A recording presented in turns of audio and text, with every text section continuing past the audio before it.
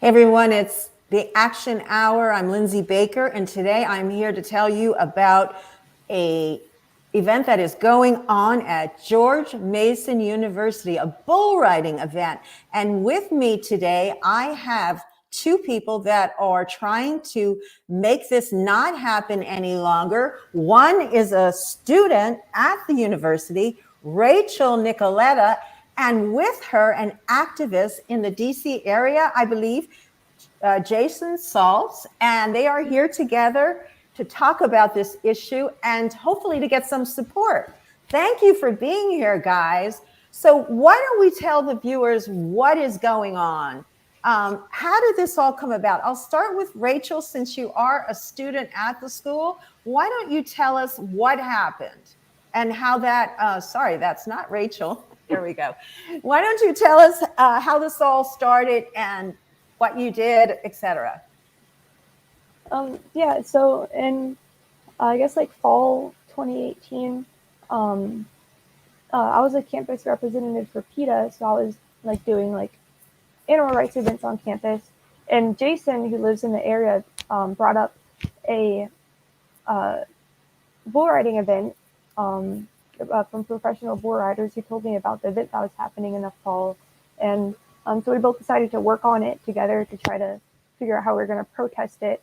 And you know what the best way to approach this was. So we started setting up protests on campus, handing out leaflets, created a petition to try to get this event banned and raise awareness to it on campus. And ever since then, it's just been an ongoing challenge. Right. You know, we're getting a little bit of static. I'm going to ask each of you to mute yourself if you're not speaking. I have Jason muted right at the moment. Let's go ahead and show one of the videos of the student protests that have been going on campus. Say no to animal abuse! Eagle Bank, please take action! Eagle Bank, please take action! Eagle Bank, please take action! Eagle Bank, please take action! Eagle Bank, show compassion!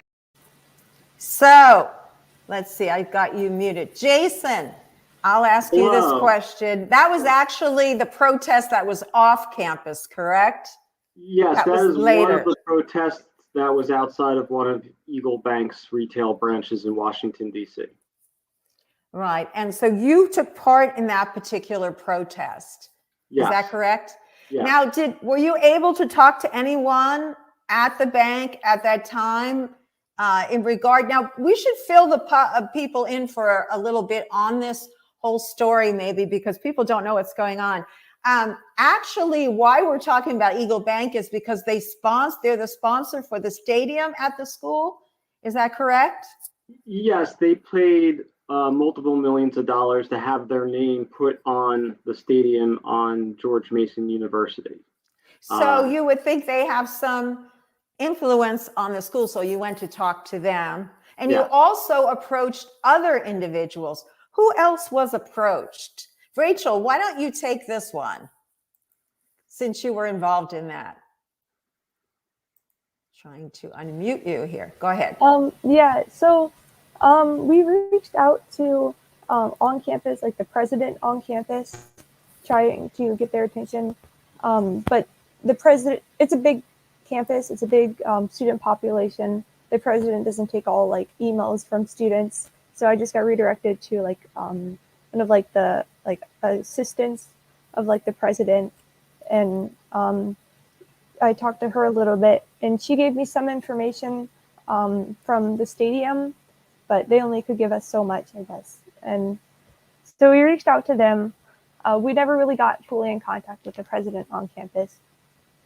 Mm-hmm. We also reached out. Oh, go ahead. No, go ahead. You also reached out to like the manager at Eagle Bank Arena, and I did get in contact with him, and he basically just said, you know, this is I guess something we're going to have to agree to disagree with.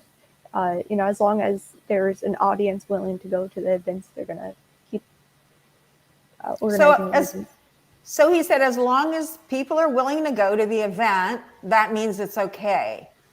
Now, I don't know if these individuals are aware of what goes on at rodeos, and some of our audience might not. So in that light, it's ironic that part of this protest, one of the activists had contacted someone that I know very well, Peggy Larson, who is a veterinarian, former actual rodeo veterinarian turned activist, but also became a lawyer and covered a lot of these cases. So let's hear what she has to say in general about rodeos. S-O-R-I-N-G, making a horse soar. Horse, S-O-R-I-N-G, horse soaring.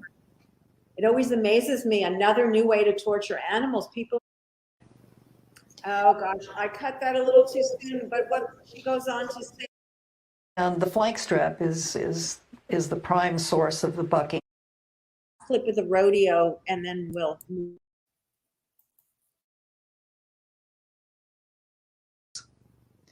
Now the practice pens, the calf roping practice pens are horrendous. Robert Fetzner is a veterinarian who was head of the agency that controls animal slaughter.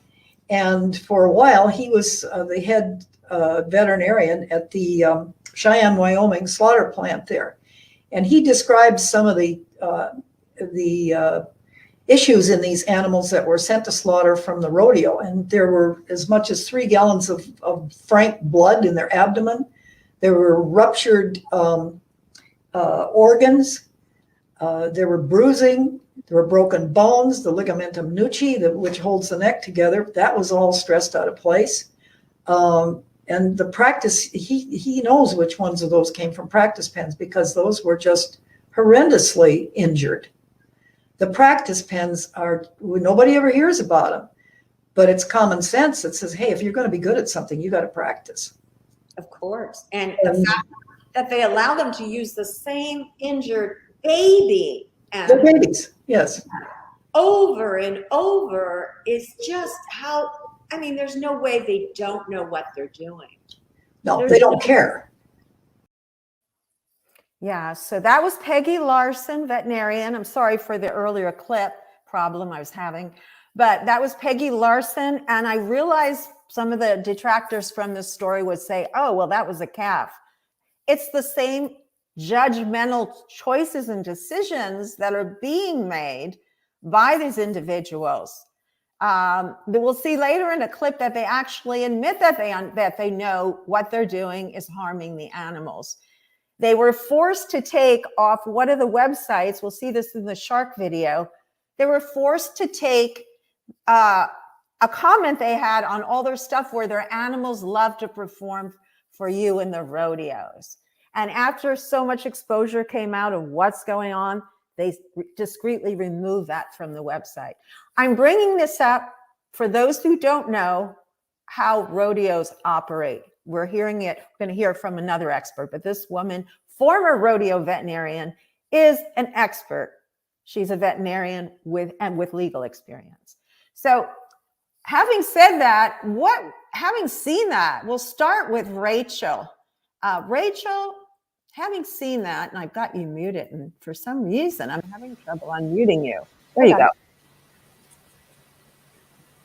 So having seen that, how does that make you feel that individuals that are officials at your university are saying that as long as that type of activity, that rodeo type activity is going, that people will come to see it, they're going to continue to have it? How does that make you feel as a student there? I think it's pretty disappointing. Like, you know, we're like an academic institution. We should be promoting higher learning, being more like forward thinking and stuff. But we still keep hosting these events that are just cruel on campus. You know, there's proof like showing out there, like video evidence, like that these bull riding events aren't, you know, they don't treat the animals kindly. And, you know, there's just nothing, you know, inherently nice about them. So There- yeah, it's kind of disappointing that they just don't care, or they, they're not really doing anything to put a stop to it, or at least like Right. it's showing like expressing like similar concerns, like at least being upfront about it. Like we understand like both sides, but yeah. Okay, Jason, would you like to weigh in on that? Yeah, I mean, it's very upsetting.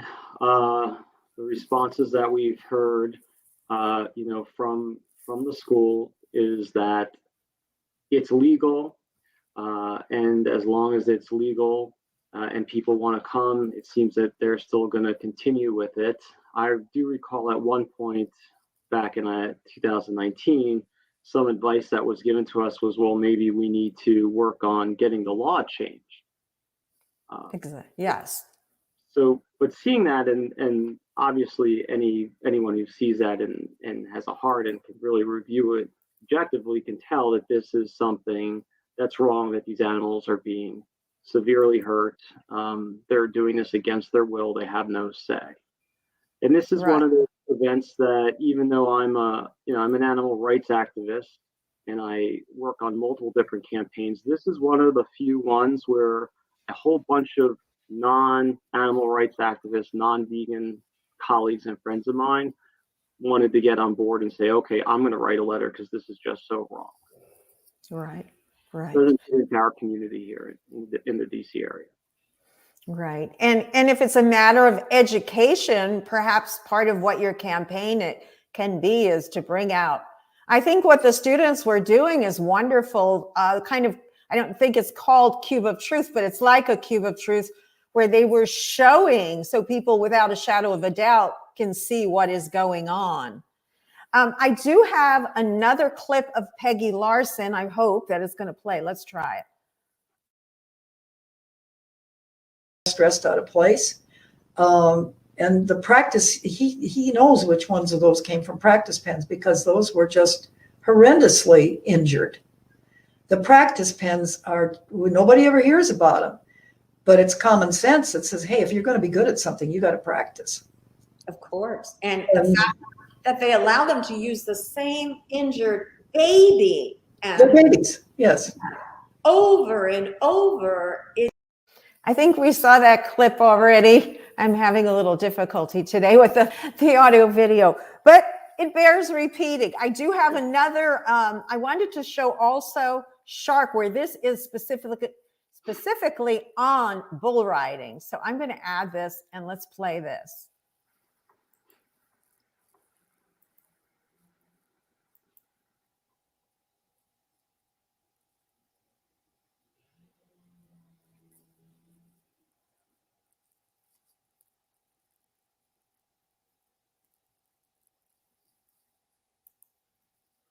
Here's a Colorado cowboy trying to get home. Yeah, we got some bad boys. Here we go. We're going to get scene on top. Come on and go. Yeah.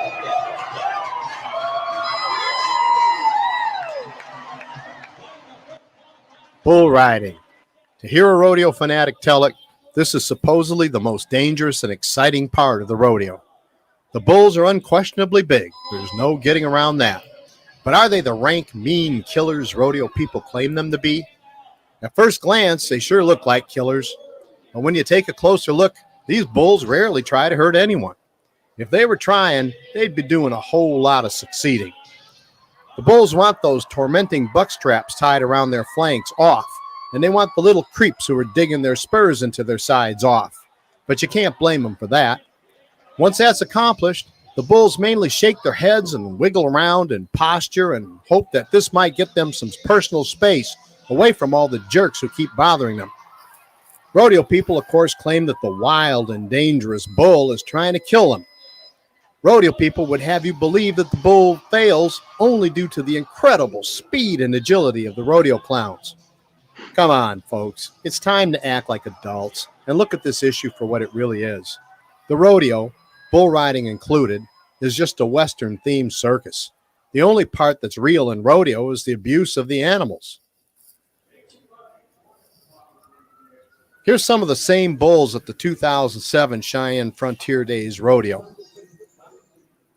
These bulls were brought in by stock contractor Harry Vold, and we were told ad nauseum by rodeo announcer Justin McKee that they were the biggest, meanest bunch of killers to be found.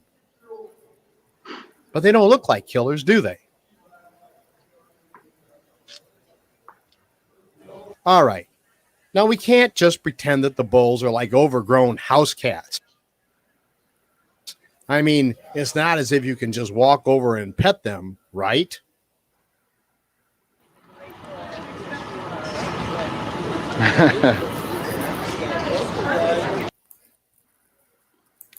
So I think that kind of makes a point for us as to who's being the bully, right?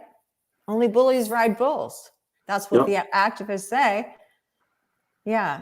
And so, wow, this is really incredible that I feel that the officials are not giving you guys more, more input in what's going on campus, for one thing, but this sort of image for the community is not a good image.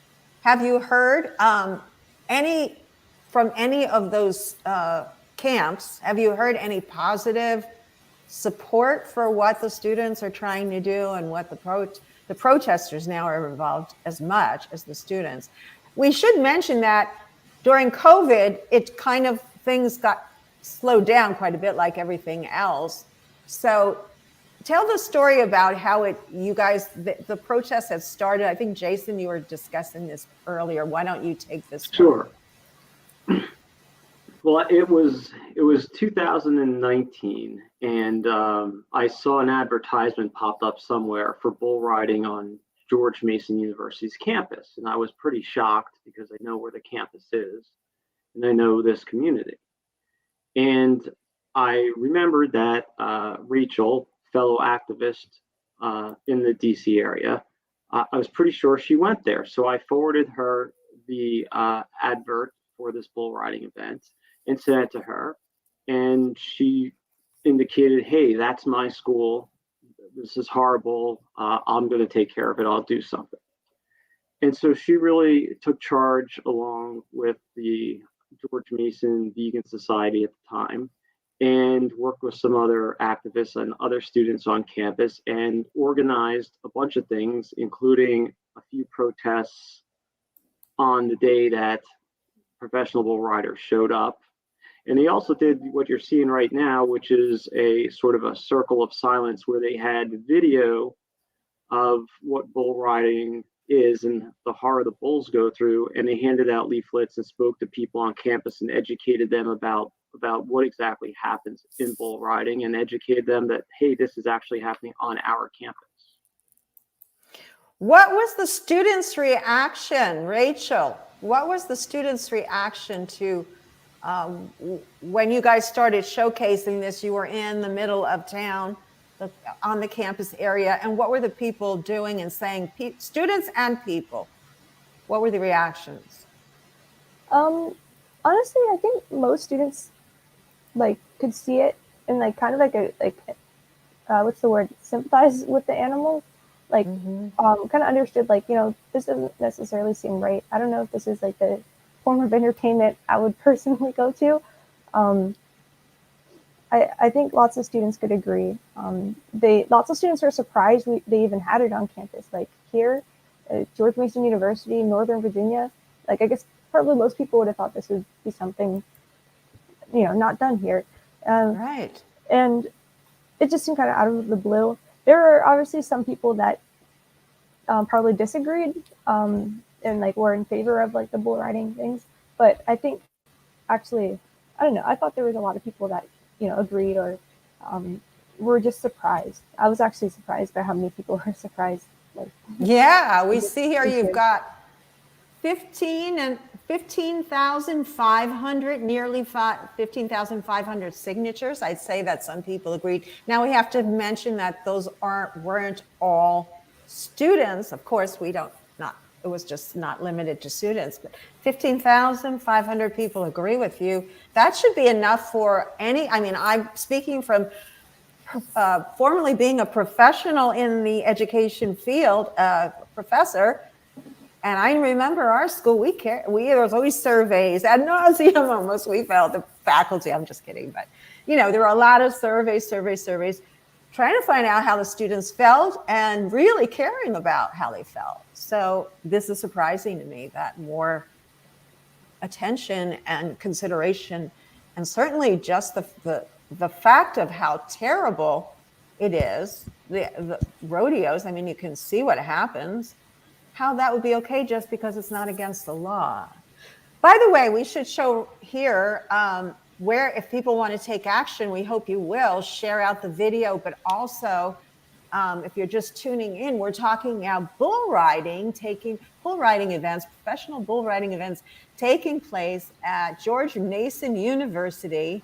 Students say no, big NO to this. And so we're asking you to take a couple minutes out of your time and maybe just jot down the screen or take a screen capture of it, and then write to them, quick email, and just say, here's how you can word it right here. Please stand up against animal abuse and issue a public statement to Eagle Bank that Eagle Bank does not want animals used as entertainment. I thought we were beyond that point where we started to outlaw circuses. That's just my side note there. But I thought we were beyond that point. And then there's also for the president of GMU asking, I'm saddened, and I am saddened. This sounds just like perfect for me and easy to send. So please, people, take action and take a few minutes. You can help so much with this, and it doesn't cost any money, which is amazing. So really, I don't mean to make a joke, but they can help very easily. Other thoughts you guys want to add in? Is there something that I'm leaving out that we could bring up before we wrap things up here? Yeah, I do want to say I like the video, the shark video you showed, how it showed, the bulls being like in the actual stadium bucking around and looking crazy, and then showing the bulls really peaceful afterwards. I think that's really important for people to see because I know for one point, when the stadium was on campus, a few activists went behind the campus where they were holding the bulls, and they weren't wild animals going crazy or anything. They were all just in the cages. They were just they were on cages, scared. They just, but they weren't crazy or anything.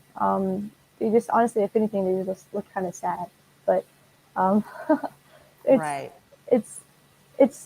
It's not like they're wild, naturally just crazy. They have to be provoked to do that, and hurt. They wouldn't just do that on their own. Right. And the thing that was so ironic, when I was putting together the little meme advertisement for this broadcast, I put the word bull in to try to get an image, and it came up with horns, ready to attack, and every single one, it was like this badass, mean bull, and that's the image that's portrayed, which of this docile animal, obviously perpetrated that by people that want to justify wrestling and fighting, and not fighting, but overtaking them, showing their prowess over them. But it's incredibly wrong. It's a lie.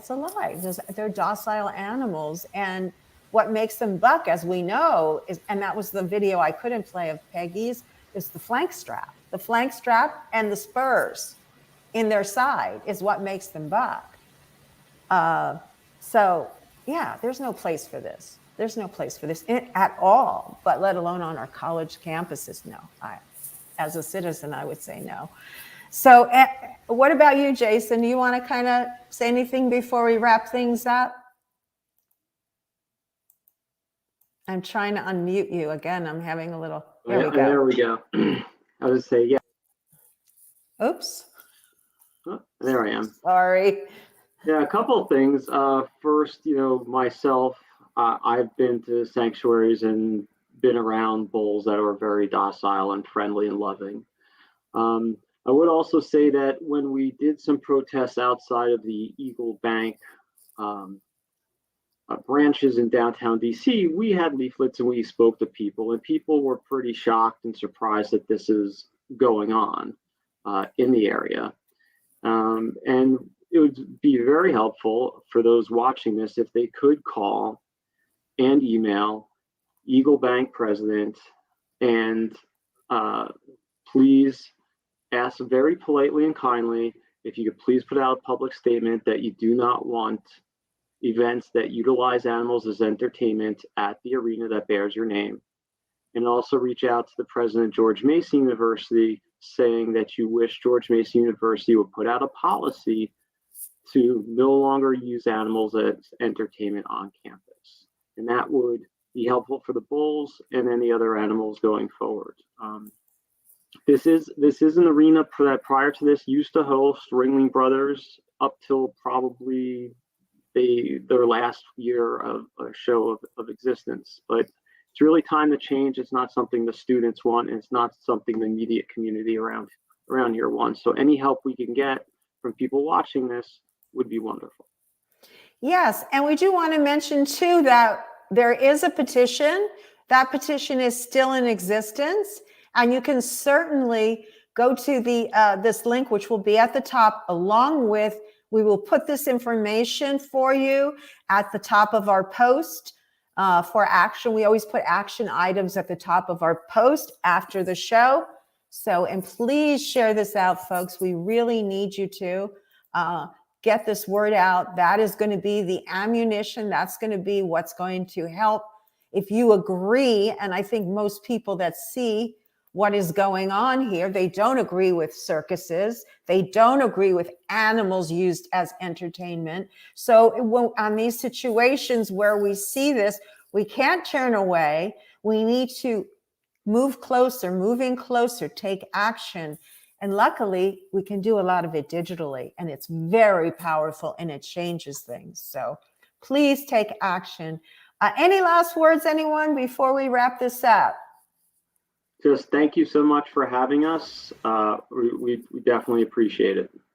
My pleasure. Thank you for taking the time to talk with us about this and shed some light on this. Absolutely. And hopefully by people taking this action today, you'll be able to come back, talk to us again, and tell us that things have changed. So we'd like to have you back with an update. Hopefully this will help. We'd love to have good news and come back and speak with you. Great. Okay, everyone, thanks for listening. We'll see you next time. Thank you. Bye. Bye-bye.